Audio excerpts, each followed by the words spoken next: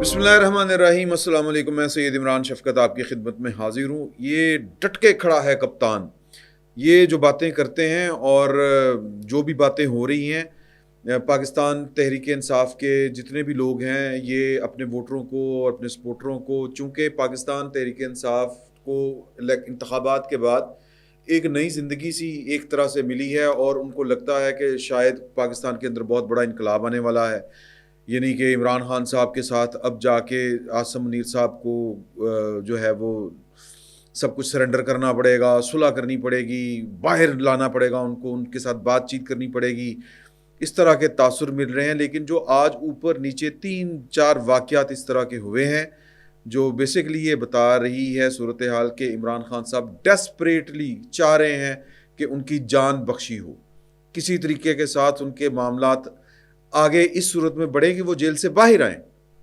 اور وہ ہر کام اب اس کے لیے کرنے کو تیار ہیں۔ لیکن وہ کہتے ہیں نا کہ عزت سادات بچانے کے لیے، شاید یہ جملہ میں نے بات کی ہے، تاثر یہ دینے کی کوشش کر رہے ہیں کہ ہمیں ضرورت کوئی نہیں ہے، یعنی کہ اچھا میں یہ بات کیوں کر رہا ہوں کہ آج علی امین گنڈا پور صاحب جو ہیں وہ جیل میں گئے۔ جیل میں جانے کے بعد اور آنے کے بعد دو مختلف صورتیں تھیں۔ جیل میں وہ جس کروفر کے ساتھ گئے وہ ایک بالکل علیحدہ سے بات ہے کہ جس طرح ان کے ساتھ پروٹوکول گیا، جس طرح کی گاڑیاں گئیں، یہ ساری عمر عمران خان صاحب سے لے کے، یا عمران خان صاحب کی سیاست ہی اس کے اوپر بیس کرتی تھی کہ یہ پروٹوکول کے رسیاں ہیں، ان کے سیاسی مخالفین جو ہیں ان کے اوپر ہر طرح کے وہ چوری چکاری والے تانے لگاتے تھے۔ تو اللہ تعالیٰ کا دیکھیں انصاف کہ گھڑی چوری سے بات شروع ہوئی اور پروٹوکول کا یہ عالم تھا کہ ان کے شیروں کے لیے ایک علیحدہ سے گاڑی ہوتی تھی جو وزیر اعظم ہاؤس سے بنی گالا اس کو لے کے جایا کرتی تھی، ہیلی کاپٹر میں آنا جانا 5 بجے، یہ ساری باتیں ایک طرف، اور پھر پروٹوکول کے بھی ان کے کشکے اور ششکے آپ نے دیکھے ہوئے ہیں۔ آج علی امین گنڈا پور بھی اسی طرح اڈیالہ جیل میں پورے کروفر کے ساتھ گئے۔ یہ سبجیکٹ ہی علیحدہ ہے، اس پر پھر ہم کبھی بات کریں گے۔ لیکن جیل سے ملاقات کر کے آنے کے بعد ٹون چینج تھی، یعنی ایک ہی وقت میں وہ تلوار بھی باہر نکال رہے ہیں اور دوسرے ہی ہاتھ سے وہ گھٹنے بھی پکڑ رہے ہیں وفاقی حکومت کے۔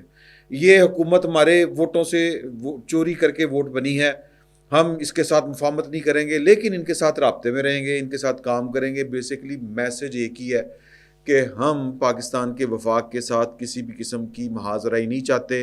عمران خان صاحب کو باہر نکالنے 9 مئی کے حوالے سے وہ بات وہی کر رہے ہیں جو بلاول بھٹو زرداری صاحب نے کی، علی امین گنڈا پور صاحب کی میں بات کر رہا ہوں، تو وہ بات وہی کر رہے ہیں کہ جی کہ چیف جسٹس پاکستان 9 مئی کے حوالے سے ایک کمیشن بنائے جو انکوائری کرے اور ان کا محاسبہ کیا جائے جنہوں نے 9 مئی کے واقعات سے فائدہ اٹھایا۔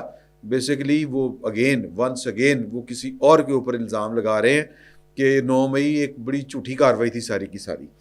تو یہ جو ساری گفتگو ہے ان کی، یہ بیسیکلی ایک اندیا دے رہی ہے، یا اس سے جو تاثر مل رہا ہے وہ یہ ہے کہ عمران خان صاحب صلح کرنے کے لیے تیار ہے۔ وہ علیحدہ بات کہ الفاظ کا چناؤ نہیں، وہ مفاہمت اگر اسٹیبلشمنٹ کے ساتھ ہونی ہے تو وہ خان نے فیصلہ کرنا ہے۔ اچھا، دوسری طرف اگر آپ کو یاد ہوگا تو پاکستان تحریک انصاف جو آج تک جس جو پھل کھا رہی ہے وہ سوشل میڈیا کا پھل کھا رہی ہے۔ سوشل میڈیا کے اوپر جو ان کی انویسٹمنٹ تھی، یا ان کی جو ایکسپرٹی تھی، یا بر وقت ان کے جو فیصلے تھے، یا ان کا وہ آرٹ جو ان کو سوشل میڈیا کو استعمال کرنے کا آتا ہے، پاکستان تحریک انصاف آج تک اسی کی کمائی کھا رہی ہے۔ یا یوں کہہ لیں کہ پاکستان تحریک انصاف جس ٹول کے ذریعے اس قوم کے ذہنوں کے اوپر وارد کی گئی ہے یا ذہن نشین کی گئی ہے، وہ ٹول سوشل میڈیا کے ٹولز ہیں، یا سوشل میڈیا وہ والا پلیٹ فارم ہے جس کے ذریعے نازل کی گئی ہے پاکستان تحریک انصاف۔ تو پاکستان تحریک انصاف کو اپنے ان جو ہے کی بورڈ واریر کہہ لیں، سوشل میڈیا آپریٹرز کہہ لیں، یا اس طرح کے سوشل میڈیا ایکٹیوسٹ کہہ لیں، ان کے اوپر ہمیشہ سے فخر رہا ہے۔ اور ان کو جو سیریس پارٹی کے لوگ تھے، جو جہاں دیدہ لوگ تھے، انہوں نے ہمیشہ منع یہ کیا تھا کہ سوشل میڈیا کے اوپر کم از کم جو ایک سینسٹیو ایریاز میں جو گفتگو ہوتی ہے، یا یوں کہہ لیں کہ جو ایک حد کراس ہو جاتی ہے بلو دی بیلٹ جہاں پہ چلے جانے والے جو لوگ ہیں ان کے ساتھ پاکستان تحریک انصاف اپنا لا تعلقی کا اظہار کر دے. یہ عمران خان صاحب کو یہ باتیں ادھر بیٹھ کے جب یہ زمان پارک میں ہوتے تھے یہ باتیں ان کو کہی جاتی تھیں پارٹی کی لیڈرشپ جو سیکنڈ ٹیئر ہے اس کی طرف سے. لیکن عمران خان صاحب ان کو بیوقوف, ان کو کم عقل, ان کو جاہل, بیوقوف اور پتہ نہیں کون کون سے القابات سے نوازا کرتے تھے, اور ان کے بارے میں یہی سوچا کرتے تھے کہ ان کو عقل موت کوئی نہیں ہے. ان کو کیا پتہ کہ کس طرح یہ چیزیں چلتی ہیں اور کس طرح یہ چیزیں نہیں چلتی. تو لہٰذا ان کے فیورٹ تھے وہ لوگ, وہ عمران ریاض صاحب ہوں, وہ باہر بیٹھے ہوئے جو پاکستان معید پیر زادہ صاحب ہوں, وجاہت احسن خان صاحب ہوں, کوئی بھی ہوں. اسی طرح ان کے دو ہیں, وہ کوئی مہندی صاحب ہیں, کوئی ریٹائرڈ فوجی افسر ہیں, کوئی عادل عدیل, کوئی راجہ ہے. یہ فوج سے ساری عمر چوستے رہے ہیں. فوج کو چوسنے کا مطلب یہ ہے کہ فوج کی جو پریولیج ہے, جو پرکس ہیں, فوج پریولیج کلاس ہے نا پاکستان فوج کی, جو کلاس کہہ لیں یا یہ سروس کہہ لیں, پریولیجڈ ہے. اچھا, اس میں بھی کوئی شک نہیں کہ وہ جان تک کی بازی لگاتے ہیں, جان بھی دیتے ہیں, لیکن سارے نہیں. اور یہ مجھے ان کے ساتھ کچھ لوگوں نے جو جن کی کمانڈ میں انہوں نے کام کیا ہوا ہے, وہ ان سے بھی میری بات ہوئی ہے کہ یہ کس قسم کے فوجی افسر ہوا کرتے تھے. اور پھر وہ جو پریولیج کو انجوائے کرنے والی جو سٹیٹس ہوتا ہے وہ انہوں نے بے پناہ کیا ہے. یعنی یہ جو صاحب ہیں جو انگلینڈ میں بیٹھے ہوئے ہیں, یہ جو تھا نا یہ والا ڈی ایچ اے جگہ ایکوائر کرتی ہے عام شہریوں سے, تو اس نے جگہ ایکوائر کرنے کے لیے کچھ لوگوں کو لائسنس دیا ہوا ہے, اور وہ ڈنڈی پٹی وہ جگہ ایکوائر کرتے ہیں, لوگوں سے لیتے ہیں, اور پھر فوج کو وہ بیچ دیتے ہیں یا بکوا دیتے ہیں. یعنی یہ درمیان میں ڈائریکٹلی فوج ایکوائر نہیں کرتی جگہ ڈی ایچ اے کے لیے. تو پائن جو ہیں وہ یہی کام کرتے تھے, قبضہ گروپ, زور زبردستی اور فوج سے فائدے. پھر جب ان کا وہ جو سسٹم لگا ہوا تھا, مطلب کہہ لیں کہ اس کو پیسے کا ہی کہیں گے ہم, ظاہر ہے کہ جو موجیں لگی ہوئی تھی وہ جب ختم ہوئی جنرل فیض حمید صاحب کے آگے پیچھے ہونے کی وجہ سے, تو پھر یہ فوج کے خلاف ہو گئے. فوج کے خلاف جو انہوں نے زہر اگلا ہے, میں بار بار یہ پاکستان کی فوج سے کہتا ہوں کہ ہم جیسے جو غریب غربا صحافی ہیں, یہ جب کوئی بات کر لیتے تھے تو یعنی سیاسی کردار کے اوپر کوئی تنقید کر لیتے تھے فوج کی, تو ہماری جان کو آ جایا کرتے تھے, حساس ادارے ہوں یا اور ذمہ داران ہوں, سر پیشیاں ہوتی تھیں بلا بلا کے, اور جس لینگویج میں ہوتی تھیں, بڑی وہ لینگویج ہوتی تھی کہ بڑی ایک نہیں ہوتی کہ وہ جو میسج پورا کنوے ہو جاتا ہے کہ آپ کو کیا مسئلہ ہے, آپ ہوتے کون ہیں یہ بات کرنے والے, آپ ہی صرف ڈی ایچ اے آپ کو نظر آتے ہیں, ہمارے آپ کو یہ بولے, اس طرح کی وہ جو ہے نا گفتگو وہاں پر ہوتی تھی. تو جان بچانا مطلب کہ گڈی پیچھوں آ رہی. مجھے ایک افسر نے والی بات کہی, ایک بڑے ذمہ دار اور اہم افسر نے, کہ عمران صاحب ذرا غور کریں کہ یہ بھی کوئی زندگی نہیں ہوتی کہ آپ گاڑی چلاتے ہوئے گھر جا رہے ہیں تو آپ کو شیشے میں بیک مرر میں دیکھیں کہ یہ گاڑی میرا مسلسل پیچھا کیوں کر رہی ہے. اتنی ٹینشن میں زندہ رہنے کا فائدہ, یا یہ پھر کہ آپ کو کوئی فون آئے کہ جی کہ آپ کے بچے فلاں فلاں اسکول میں پڑھتے ہیں, تو یا آپ کی بہن جو ہے وہ فلاں جگہ پہ نوکری کرتی ہے, تو آپ کو کس طرح کی یہ لگے گی. یہ اس سٹائل میں دھمکیاں ملا کرتی تھیں. کہنے کا مطلب یہ ہے کہ ہم نے تو اس طرح کا گند نہیں کیا فوج کے خلاف جس طرح کا گند آپ کے اپنے فوجی کرتے ہیں آپ کے خلاف. تو آج جو آدر رجا کے عدیل راجہ, ان سے, اور کوئی حیدر مہندی یہ نام ہے ان کا, ان سے افضل مروت صاحب نے اور اسد کیسر صاحب نے اعلان لا تعلقی کر دیا. انہوں نے کہا کہ جی کہ پاکستان تحریک انصاف کا ان کے ساتھ کوئی تعلق واسطہ نہیں ہے.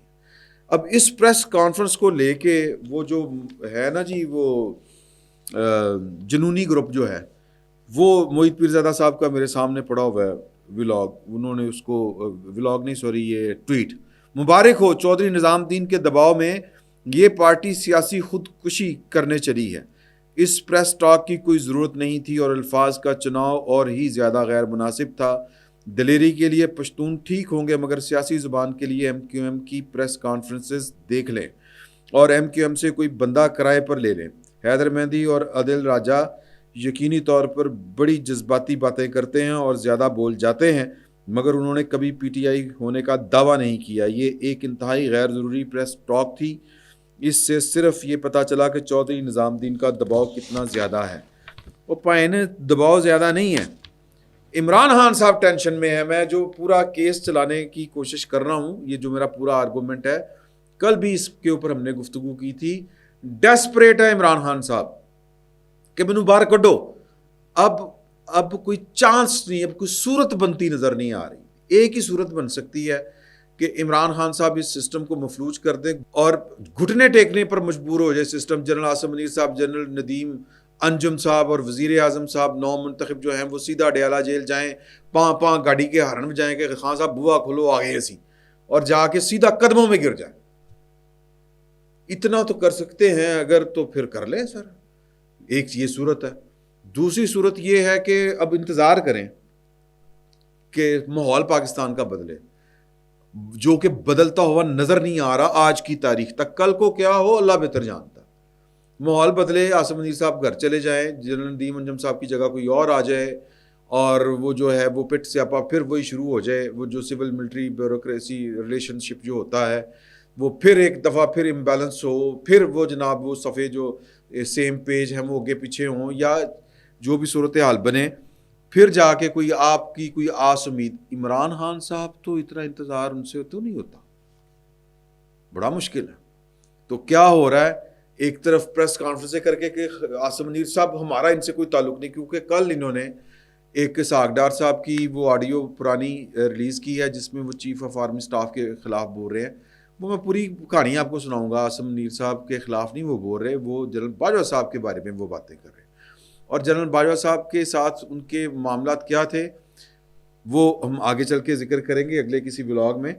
تو یہ جو ہے راجہ صاحب، یہ انہی کا ذکر کر رہے ہیں کہ دیکھیں کہ یہ حافظ عاصم منیر کو پتہ نہیں کیا کیا وہ باتیں کر رہے ہیں. وہ ٹائم زیادہ ہو گیا، وہ اگلے کسی ولاگ میں اس کا میں آپ کے ساتھ شیئر کروں گا. اور پھر ادھر انہوں نے کیا کیا ہے کہ یہ 17 لوگوں پر مشتمل وہ دستخط ہے اور ایک قرارداد قومی اسمبلی میں جمع کروائی جا رہی. یہ بھی اللہ کی شان ہے کہ پاکستان تحریک انصاف اسی قومی اسمبلی میں جو مینڈیٹ چوری شدہ والی اسمبلی ہے جس نے غبن کیا ہوا ہے، اس اسمبلی سے وہ قرارداد منظور کروانا چاہ رہے ہیں کہ عمران خان صاحب کو کے خلاف کو فوری طور پر رہا کیا جائے. اچھا، اب یہ جو ہے یہ ڈیسپریشن کا نیکسٹ لیول ہے. جو خان صاحب اندر بیٹھے ڈیسپریٹ ہیں. کیوں؟ اس لیے کہ اول تو قرارداد جو ہے وہ بائنڈنگ ہوتی نہیں، وہ واجب نہیں ہوتا اس کا اطلاق بھی ہو، اس پر عمل بھی ہو. اور یہ کہ وہاں پر ان کی اکثریت ہی نہیں ہے. 70 سیٹیں اور مل گئیں، 201 پہلے تھی ان کی، کام کتنے چلا گیا. وہ جو عمران خان صاحب کے مخالفین ہیں، جو سیاسی حریفین ہیں، جو سیاسی حریف ہیں، ان کی تو تعداد زیادہ ہے، قرارداد پاس ہی نہیں ہو سکتی. پھر بھی قرارداد پیش کی جا رہی ہے. کیوں؟ کیونکہ اندر بیٹھا بندہ بڑا بے چین ہو گیا. پائیں خبریں یہ آنی ہیں. اور میں بار بار یہ بات کہہ رہا ہوں کہ صورت کوئی نہیں ہے اب عمران خان صاحب کی کوئی 4-5 سال پہلے کہ ان کو کم از کم ان کو میں نہیں کوئی دعوے کے ساتھ یہ والی بات کہہ سکتا. وہ اس لیے کہتے کچھ بھی ہو سکتا، ایتھے کچھ بھی ہو سکتا ہے. پاکستان ملک ہی ایسا ہے کہ یہاں پر کچھ بھی ہو سکتا ہے. لیکن خان صاحب کو پتہ چل گیا کہ الیکشن آخری امید تھے کہ ان کی پارٹی 2/3 میجارٹی سے جیت جاتی، حکومت بن جاتی، جس طرح KPK میں بن گئی ہے. وہ کہہ رہا ہے نا اگلا کہ ہر فوجی گاڑی کو تلاشی دے کے KPK میں داخل ہونا پڑے گا. اور چپو. تو اگر ان کی حکومت بن جاتی تو خان صاحب باہر تھے. اب وہ چاند ساتھ سے نکل گیا ہے، جو سوچا تھا وہ ہوا نہیں ہے. تو اب کوئی صورت کیا بنے؟ صورت فوری طور پر تو کوئی صورت ہی نہیں ہے خان صاحب باہر آئیں انٹل انلیس کے ہاتھ پیر جوڑ کے عدالتوں سے کوئی معاملہ نہ کروا لیا جائے. مقدمے اتنے ہیں کہ آج سائفر کیس لگا ہوا تھا، اس میں بھی اگر ضمانت ہو جائے اور بھی بڑے معاملات ہیں. پوائنٹ اس میں یہ ہے کہ خان صاحب جو ہیں وہ اب ان کو جیل جو ہے وہ کہہ رہی ہے ویلکم ٹو دا جیل، یہ میں ہوں خان صاحب.